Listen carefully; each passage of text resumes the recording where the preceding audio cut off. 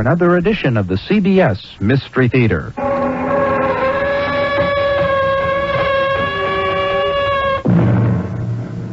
Come in.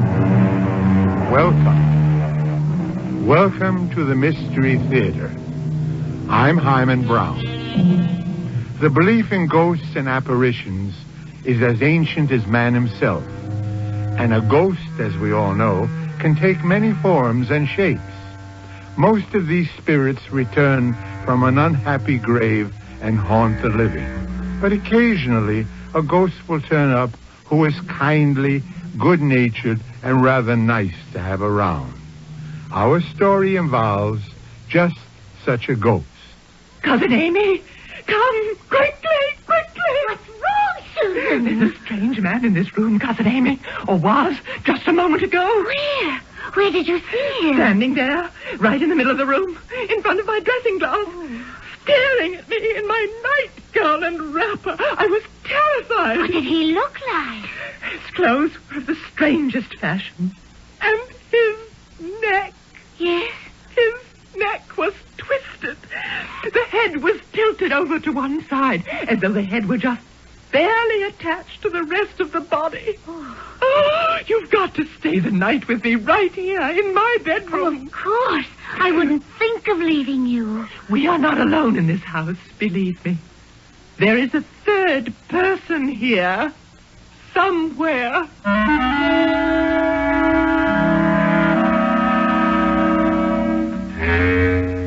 Our mystery drama, The Third Person, is based on the Henry James classic and was especially adapted for the Mystery Theater by Stella and Arnold Moss. It stars Marion Seldes. Do you know?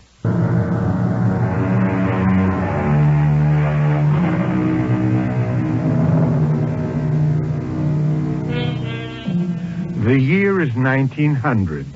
In a neat little village on the seacoast of New England, Miss Susan Frush is a rather shy lady in her early 40s. In her well-fastened hat, her white gloves, her sturdy walking shoes, she is what might be called a typical old maid. She has the appearance of once having been pretty, but this is now somewhat obscured by eyeglasses and teeth. Her kinswoman, Miss Amy Frush, 10 years Miss Susan's junior, is brisk, eager, comparatively bold, and equally unhusbanded. Until this morning, these second cousins have never before met. Now they sit rather primly and a little terrorized in the parlor of a roomy mansion to which they have been summoned by a Mr. Willoughby, attorney at law. Miss Susan Frush? Yes? You are Susan Frush. Oh, yes. Yes, I'm Susan Frush. Thank you. And you are Miss Amy Frush. Oh, yes, indeed, I certainly am. Thank you. Ladies, you are both aware of why you are here. As the sole remaining heirs of your great-aunt, the late Miss Abigail Frush, recently deceased at the age of 94, you two are the rightful legatees in equal shares of her entire properties. Do you mean, sir, that all... I mean, madam, that as executor of the late Miss Abigail's worldly estate, I hereby declare you, Miss Susan Frush, and you, Miss Amy Frush, the sole beneficiaries. The largest single item of her benevolence is, of course, this house. You mean this house now belongs to the two of us? To me and to Cousin Amy? Well, after a few legal documents are properly signed. If you ladies will permit me to say so, Miss Abigail's generosity has been most remarkable, particularly in view of the fact that you are both unprotected, without the care of solicitude of husbands. Aunt Abigail has indeed been generous. Well, since, as I understand, you are both almost strangers to each other, you may not wish to share this house between you. The will directs that the house may be sold to your joint advantage. Are there any questions? No, I don't think so. Miss Susan? You've made everything quite clear, thank you. Well, in that case, I shall take the liberty of escorting you about the house and indicating some of its features. the high points, we might say, of this old mansion.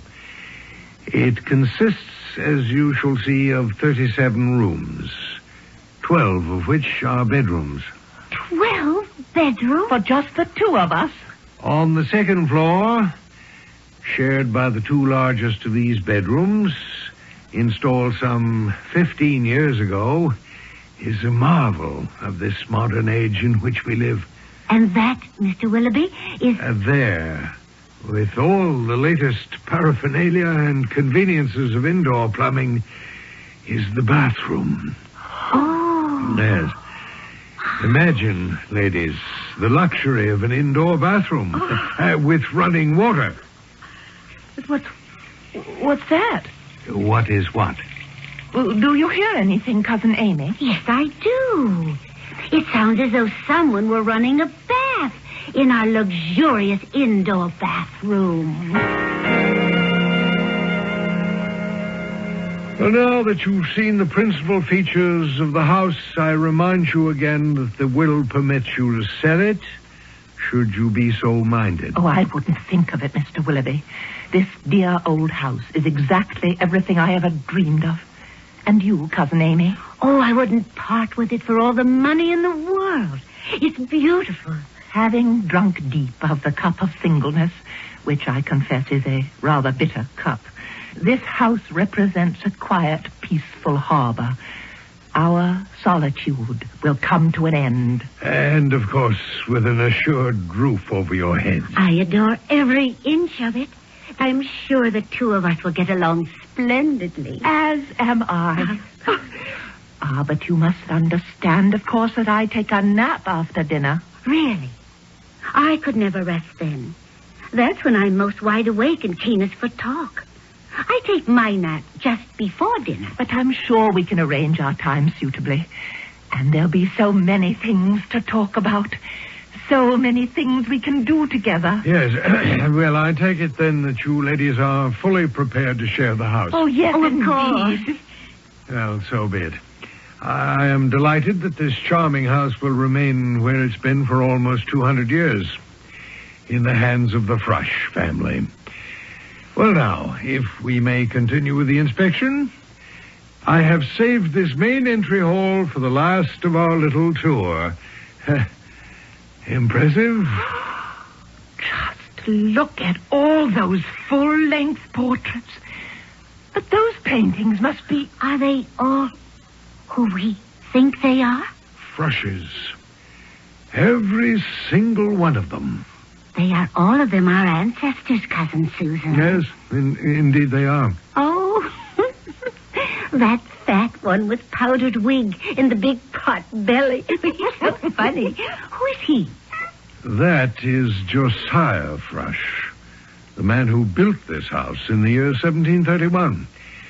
A prince among merchants. And that one, the one in the colorful uniform. Colonel Benjamin Frush, served with the greatest distinction under Sir William Pepperwell in King George's War, 1745. I remember reading about him. Oh, isn't that perfectly thrilling? A great hero. And so romantic. Oh, who's that stern-looking one? The one with the frown. That is Elbridge Frush. Lawyer, jurist, educator, political leader. One of the founding fathers of this Commonwealth. First president of Frush University. And that one. Cousin Susan, just look at him. Which one? The one to the right of the door. Dressed in the clothes of the American Revolution. Oh, isn't he just the handsomest man you have ever seen in your entire life? And so young. He is beautiful. Those piercing blue eyes seem to penetrate right into you. Do they not? But those eyes are so sad. Which one of the Frushes is he, Mr. Willoughby? That lady is young Cuthbert Frush. Cuthbert? I don't seem to remember hearing about him. When did he live? In the 1770s. What did he do? What was he famous for? You must pardon me, ladies. This is one subject I do not care to discuss. Another cup of tea, Cousin Amy? If you don't mind, Cousin Susan. What a wonderful day this has been. First thing tomorrow morning, I shall start delving into the complete history of all of our ancestors. Find out everything I can about each of them. Cousin Susan. Yes? The portrait to the right of the main entry. Cousin Cuthbert? There's something strange and fascinating about the expression on his handsome face. Mr. Willoughby knows more, I think, than he was willing to say. I must agree with you. Let's be perfectly frank, Cousin Susan. Doesn't that look in Cuthbert's eyes do something to you? Really, Cousin Amy, I haven't the slightest idea. Come, dear cousin. You said yourself that his eyes seemed to look right into you. I suppose I did, didn't I? But they are sad and so melancholy looking. They seem to be saying, help me, please. I need you desperately. Exactly the feeling they gave me. Have you any idea why Mr. Willoughby was so reluctant to discuss Cousin Cuthbert? Do you hear anything? Music of some kind. Somebody's whistling. It's Yankee Doodle. Seems to be coming from that window. Come, let's see. Oh, please be very careful, Cousin Amy. Open the drapes slowly. Cousin Susan, quickly. Quickly, come here at once. What is it? What's wrong? Look out there, in the dark. Do you see what I see? Where? Up there, among the branches of that huge tree. It can't be. Do you suppose it is the face and head of Cuthbert Thrush, tilted over to one side, floating in the air, bathed in a kind of eerie blue light? Just his head and face, nothing more. Without a body. I can't believe it. And his eyes seem to be pleading for something. Just exactly the way it is in the portrait. I will not look at it. Oh, it's terrifying. Susan, why don't we go to our bedroom? We're both very tired. Which may be why we're seeing things that cannot be. Yes, as you say, Cousin Amy. After a good night's rest, we'll both of us laugh at what we think we've just seen. Yes, but we did see it. Imagination plays strange tricks sometimes. Oh, come, let's admit it. We've had Cousin Cuthbert on our minds ever since Mr. Willoughby showed us the portrait. It naturally follows that we should see his head and face floating in the air outside in the dark among the branches of that old tree. Oh, it doesn't make sense, Cousin Amy. We'll talk about it in the morning. Just take your lamp and follow me up to our bedrooms. Yes, I'm sure you know best. And all these wonderful portraits. Good night, Colonel Benjamin Thrush. I'm sure General Pepperwell was very proud of you. And good night to you, Cousin Elbridge, president of Thrush University. And sleep well, Cousin Josiah. And you... There's that whistling again. Cousin Susan, hold your lamp a little higher. Yes, onto the portrait of Cuthbert Thrush. What is it? What's wrong? Well, I can't tell whether it's the lamplight throwing strange shadows or... Do you see what I see? It just cannot be. Tell me what you see. It's the same portrait of Cuthbert Thrush we saw this afternoon. But with one horrible difference. His body is there. But poor Cousin Cuthbert has no head.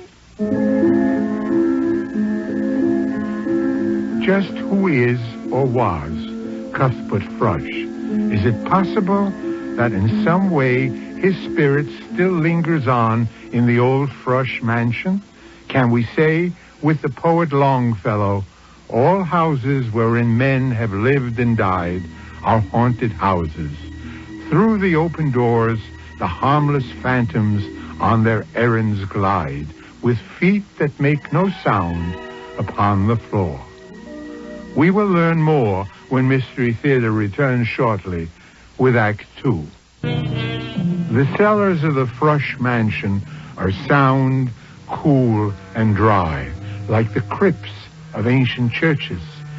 Several mornings after taking possession of the old house, Susan and Amy Frush decide to explore the vaults of these underground labyrinths. A recess in the thickness of one of the walls has yielded a small chest bound with hoops of iron. Slowly and carefully, the two ladies are doing their best to pry it open. Careful, Cousin Amy. We don't want to break it. I think I have it. It's coming. There. Goodness gracious. This chest hasn't been open, I'm sure, in almost 100 years. Or more. Isn't this exciting? Let's see what we have. A couple of newspapers and pamphlets. Careful how you handle them. They'll fall apart in your hand. And 3 packets of letters, yellow with time. Look at that little package, tied into a small bundle with a sprig of pale blue ribbon. Oh, sweet. Anything else? Oh, I had hoped it might be filled with old golden guineas. Hoarded by some ancient miser of a Frush. Oh, why not?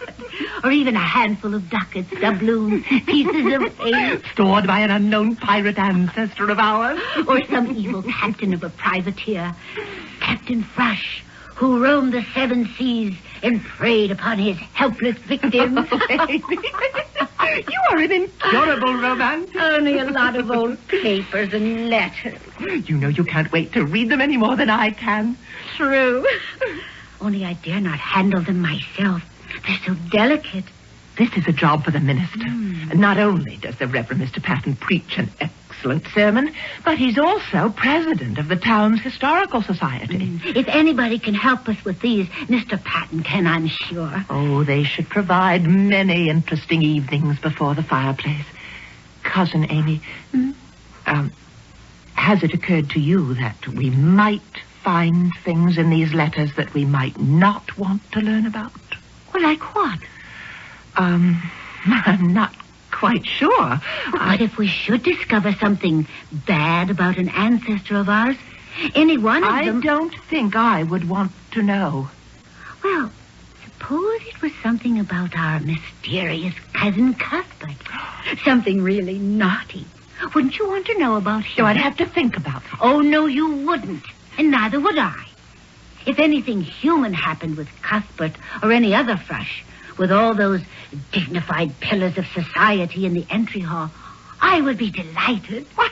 Cousin Amy, really? And the first thing I do in the morning is to get in touch with the Reverend Mr. Amos Pettingill Patton.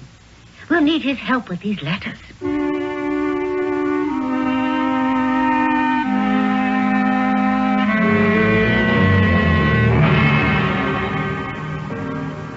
Come quickly! Quickly, Cousin Amy! What's wrong? What's the matter? Keep your voice very low, Cousin Amy. But I just heard you scream. I know. There is a man in this room. Here? In your bedroom? Oh, how is that possible? I don't know, but just a moment ago, there was someone in this room. Who? I told you. A man. Where? Under the bed? No, just standing here. Oh, please. Hold me. Cousin, I'm shaking like a leaf. Oh, there. Now, just try to be calm. Why don't we both just sit here at the foot of the bed? Now, would you like a glass of water? No, thank you. Now, tell me quietly. This man that you saw, he was standing, you say? Where? Right there, in the middle of the room. He was standing before my dressing glass. Were the lights still on? Oh, no, I'd lowered them. I'd not yet gone to bed. Why do you suppose he was standing before your dressing glass? To look at himself? To admire himself? Oh, I see you don't believe me. Of course I believe He you. had his back to the glass. He was standing there, staring, looking at me in my nightgown and wrapper. Oh, I was so terrified I couldn't move. Oh, I'm so ashamed. I'm so ashamed. Oh, now, please try to remain calm. What did he look like? Oh, his clothes were strangest fashion, from another age. Knee breeches, long stockings, a lace ruffle about his neck, a cocked hat, that sort of thing. Like the paintings Yes. His face, what did he look like? Oh, well, the light wasn't bright enough for me to make out the features. I was too frightened to notice. But I do remember that the neck was bent, sort of. The head was tilted way over to the one side. To one side? Oh, it was awful, as though the head were just barely attached to the rest of the body. Oh, you've got to stay here with me. I will not stay in this room alone. Of course. I wouldn't think of leaving you. Cousin Amy, we're not alone in this house. There is a third person here somewhere. Just lie down now and close your eyes. I know what I'm talking about. It may well be that all our talk about those old letters we discovered... I did not imagine anything. I saw him. The walls we touch in this old house, the floors we walk on, all have secrets. All secrets. Some remembered, some forgotten. We'll both get used to it, I'm sure, after a while. Now, close your eyes and try to get some rest. Well, good night, Cousin Amy. And thank you. Not at all. Until you fall asleep, I'll sit here in this old rocking chair. Merciful heavens! What's wrong? There is a man sitting in this rocking chair, and I'm sitting in his lap. No! And he's whispering in my ear. Oh, what's he saying? He's saying, I beg your pardon, Cousin Amy, but you're sitting on my lap. What was that? The door just slammed shut. There isn't a bit of wind tonight. It's in the rocking chair. Look at it.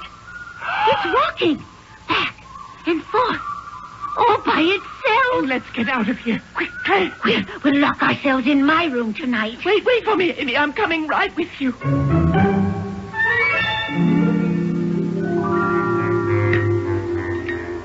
A bit more bacon, Mr. Patton. Another egg? No, thank you, my dear. Thank you so much. Oh, bless my soul, perfectly delightful breakfast, Miss Amy. I'm Susan, Mr. Patton. I'm Amy. Oh, yes, of course, so you are. You've already told me twice now, haven't you? One of my worst failings. About the letters and papers we found in the chest, Mr. Patton. Yes, indeed. I've gone through almost half of them. Should complete a first reading of all of them by tomorrow. More coffee, Mr. Patton? Oh, thank you, Miss...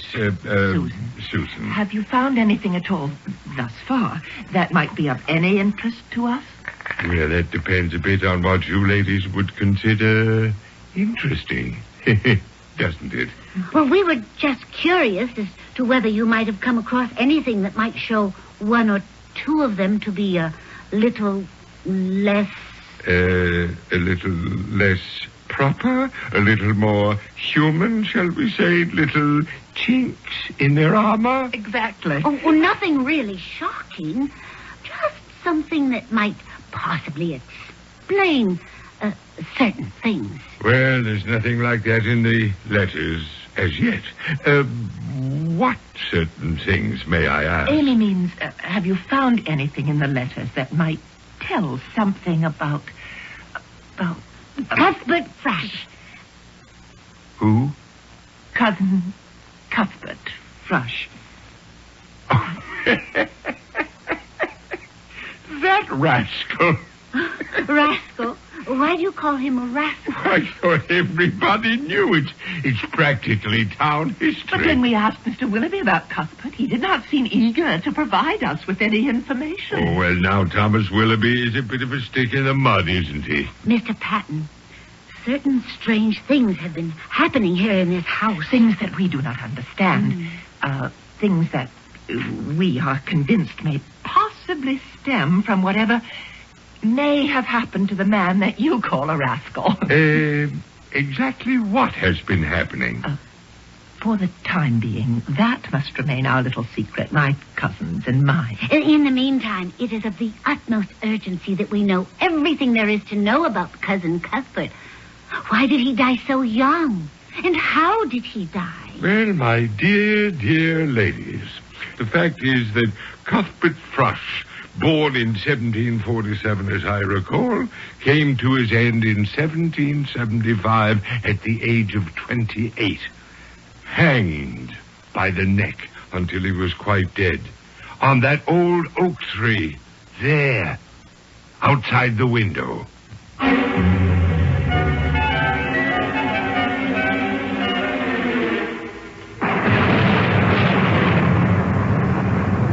Aren't you going to take your customary after-dinner nap, Cousin Susan? I couldn't, dear Amy. I'm too nervous.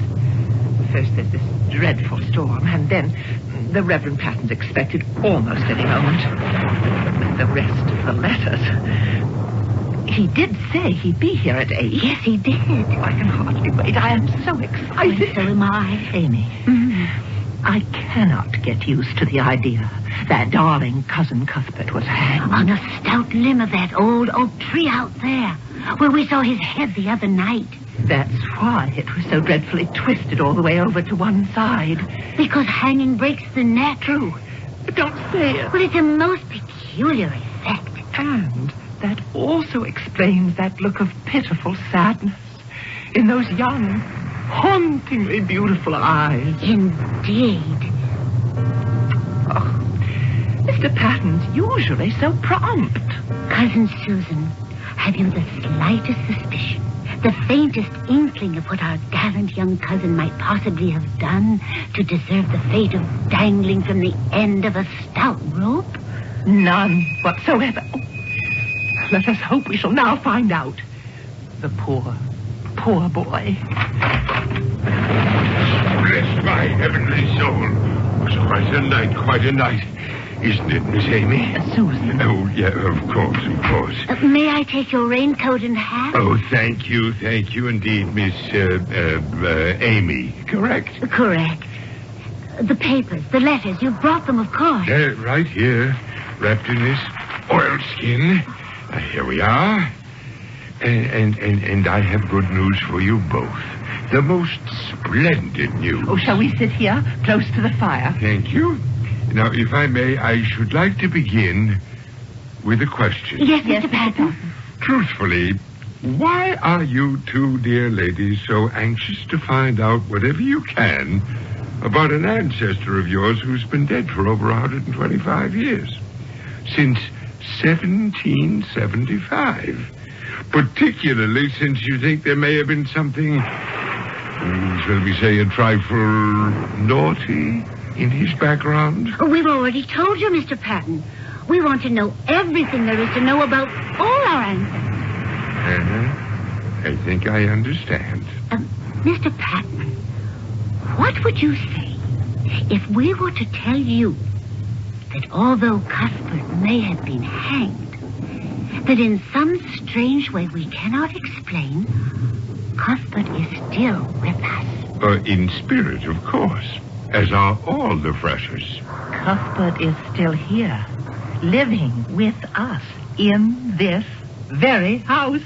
We've seen him. And he's trying to tell us something. He wants something from us. Well, bless my soul. You don't believe us, do you? Well, you must admit the idea does stretch one's powers of belief just a trifle. Then come with us to the outer hallway right this minute. As you wish, Miss... Amy, we want you to see something. Delighted, my dear. Now, is the light good enough for you to see? Oh, certainly. All right, then, cast your eyes up at that oil painting of Cuthbert Thrush. I know it well. I've seen it so many times. Oh, no. No, I will not believe it. The painting is an absolute blank. There's absolutely nothing on the canvas. First the head was gone. Now it's the whole body.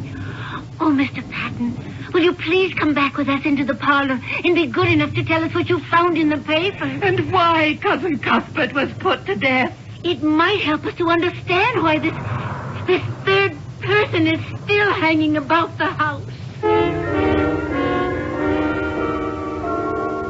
It's said that even the most welcome guest gets to be a bit of a nuisance after the first 3 days.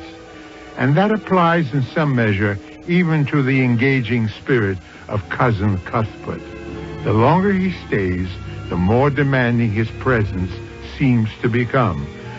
For he has presented a dark and challenging mystery to his two spinster cousins, and they are determined to unravel Cuthbert's 125-year-old secret.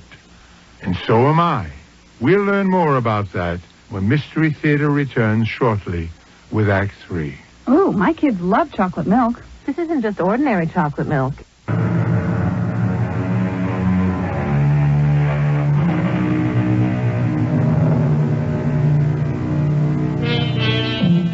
A footstep, a low throbbing in the walls, a noise of falling weights that never fell, weird whispers, bells that ring without a hand, door handles that turn when no one was at the door, and bolted doors that open by themselves. So did the poet Tennyson describe some of the possible goings-on in a house shared by a ghost. Amy and Susan Frush believe in what they see and hear. Their present task is to convince the Reverend Patton if they can. Now, do you believe us, Mr. Patton? Do you believe that in some inexplicable way, Cousin Cuthbert has left that picture frame and is wandering about the house? Cousin Amy and I have actually seen him. And you think he's staying on because he wants you to do something for him? And it would help tremendously if we could know why he was hanged. Have you come across anything in the letters? Was there an unhappy love affair that ended in his committing murder? Did he kill someone? A jealous husband? Or was he a dashing pirate who was captured by the King's Navy after a bloody battle on the high seas? What unspeakable things did he do to deserve to be hanged? Oh, please tell us. I will, if you'll give me a chance. Was nothing quite as romantic as you suggest. Oh, what was it, Mr. Patton? Now, you both read your early American history. Think back. What was one of the weightiest things on the minds of the American colonists? One of the things, in fact, that led to the American Revolution. Paying taxes they considered unfair? Taxation without representation? Right on the head, Miss... Amy. Amy. And the only way a patriotic colonist could show his defiance of what he considered inequitable taxes put upon him by the British was to smuggle articles like tea, brandy, rum, molasses into the country without paying the taxes. You mean Cousin Cuthbert was a smuggler? A good many of the townspeople here, being so near the sea, made a very bold living out of smuggling. Is that why they hanged him? If they lived by smuggling, sad it is to say that some of them proudly and defiantly died for it. Oh, like Cousin Cuthbert.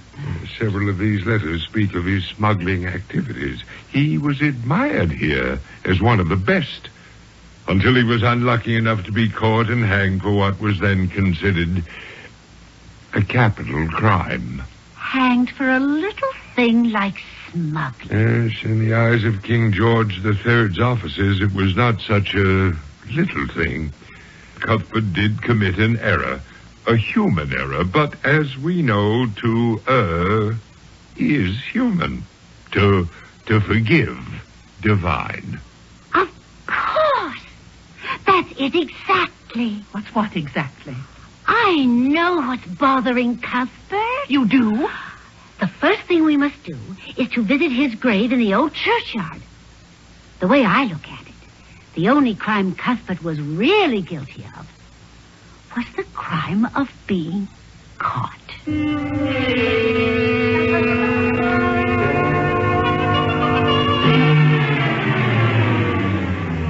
Whoa, Colonel. Whoa there.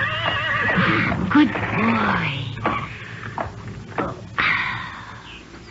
The entrance to the churchyard must be through that gate. So it is. Cousin Susan, here's the fresh section of the burying ground. Oh, just look at all those beautiful headstones and monuments. You know, it's hard to make out some of the names. Who's that? That's Benjamin Frush, the soldier. Here's the grave of dear Cuthbert. Cousin Susan, put the little vase of flowers at the foot of the grave. They are lovely. They should please him. Do you mind if I begin? No, not at all. Dear Cuthbert Frush, Cousin Susan and I know why they hanged you. We would like you to know that not only do we not look down upon you for what you did, but that we do not in any way disapprove of your actions. We are sorry, of course, that you were caught and hanged on the oak behind the parlor at the tender age of only 28. We also sense that you are unhappy and restless in this grave. You want to be forgiven, don't you? You want peace and rest. And that pleading look in your eyes tells us you're trying to say something. That possibly you want our help. What is it you want us to do? The vase of flowers toppled over and broke. Cousin Cuthbert, is this your way of telling us you hear us? Oh, answer us, Cuthbert. Talk to us. Talk. Cousin Susan, shh. Oh, dear. Well, that was sweet of you. Thank you, Cuthbert. What was that? Cousin Cuthbert just kissed me, ever so gently. He did? On the forehead. Oh. Yes, Cousin Cuthbert. Is he saying something? Oh, of course, dear Cuthbert. Now I know exactly the kind of thing you want us to do. What is it? What did he say? Cousin Susan, I hope you won't mind staying alone for the next few days. I'm leaving in the morning. Where to? Why? What are you planning to do? Oh, just for a few days. A very important errand. Oh, but we have the 4th of July celebration coming up. We've invited Mr. Willoughby and Mr. Patton. Oh, I have no intention of disappointing them. Oh, don't worry. I'll be back by the 4th of July.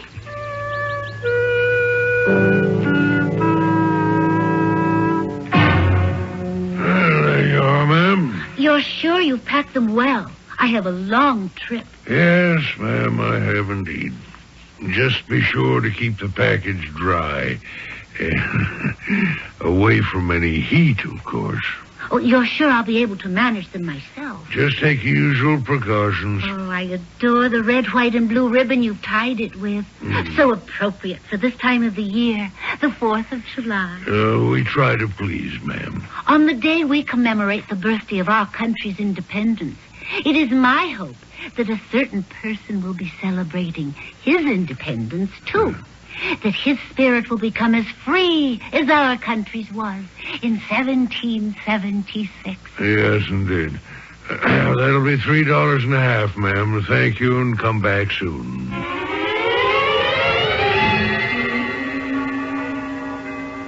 Have another marshmallow, Mr. Patton?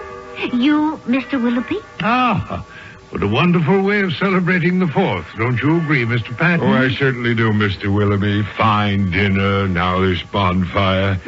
Keeps reminding me of the famous words of John Adams on the eve of July 4th, 1776. He said that the anniversary of independence should always be remembered with pomp and parade, with shows, games, sports, bells, bonfires, and fireworks. Cousin Susan? Yes? Gentlemen, I would like to contribute one of those items to our celebration. These. What have you got there? What's in that pretty package? Chinese firecrackers. And these are Roman candles. And here are pinwheels. And these are called salutes. Well, firecrackers and fireworks displays? Now, where on earth did you get them? Don't you know it's against the law to bring those things into the state? Shall we toss the firecrackers into the bonfire one at a time? No, here's a package for you, Cousin Susan. Thank you. One for you, Mr. Patton. you. And one for you, Mr. Willoughby. Oh, well, now. Toss them into the fire.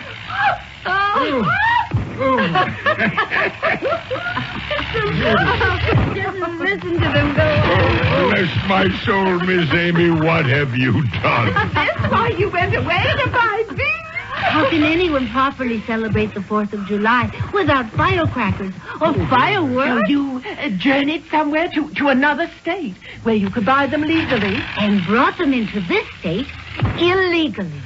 Oh, toss some more of them into the fire. All of you. In the eyes of the law, Miss Thrush, what you have done would be considered smuggling. Wouldn't it? Isn't that perfectly wonderful? Amy, you've become a smuggler. Why? Well, to show Cousin Cuthbert that we Thrushes are perfectly capable of taking the same kind of risk he did. Capable of the same kind of bold deed he'd been hanged for. You see, he wanted us to perform a punishable act of righteous danger, as he once did. I did what I did to prove to him that we considered his act a human one. As you said, Mr. Patton, to err is human. To forgive, divine. But that was quite a risk you took. If it works, it will have been worth it. Cousin Amy, look, up in the old oak tree. It's Cousin Cuthbert. The whole of him. And for the first time, Cuthbert, since we've known you, your eyes are not sad. In fact, you're actually smiling. Oh, Cousin Cuthbert, you are beautiful. He's beginning to fade. I can see right through him. He's getting fainter and fainter. Oh, please stay, Cousin Cuthbert. He's going away. He's gone. I rather think I shall miss him. It was comforting to have a handsome young man about the house, wasn't it? Even if he was Mr. Willoughby, Mr. Patton. Yes, Miss... Amy. Amy. You must think our behavior a trifle peculiar. Well... If you saw or heard anything unusual, do forget it, please. I didn't see a thing. Did you, Mr. Patton? Oh, no, not a thing. I didn't hear anything either. It's getting a bit cool, isn't it? Shall we have our coffee inside in the parlor?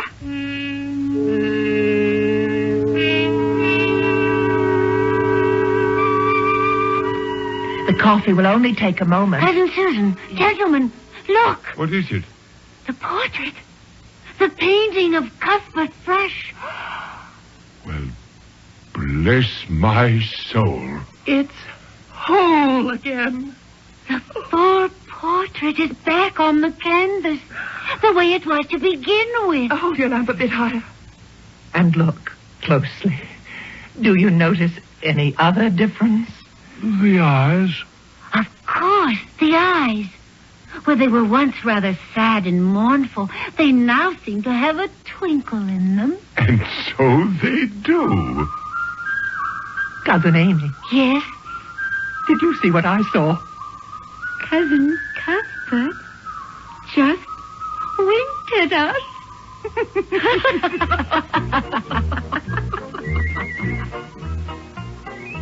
I'll be back in a moment with a final thought. Do you know what's in your credit files? You should. Others do. Now you can...